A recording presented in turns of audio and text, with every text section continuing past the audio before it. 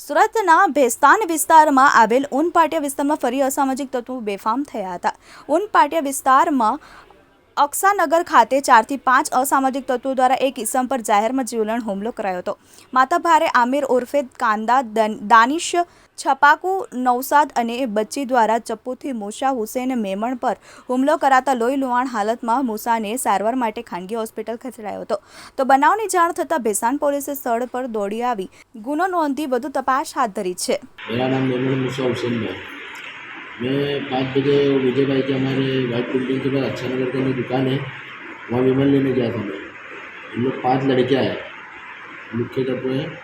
उसके अंदर से एक का नाम आमिर है, एक का नाम दानिश है, एक का नाम छपाटू है और एक का नाम नौशाद है और एक भिंडी बाजार का लड़का है, उसका नाम बच्ची है। उसके अंदर नौशाद एक लड़का है, वो मेरे को बोला के दारू पिला।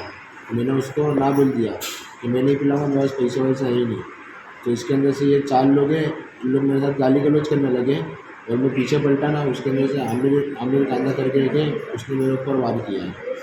4 सामान घुमाया है मेरे ऊपर, जान के ऊपर मारा है, हाथ पे मारा है और मेरे को बोलता है मैंने मेरे विरोध के अंदर फरियादी करने का है, जान पे मारा हूँ, दूसरी बार गले पे मारूंगा।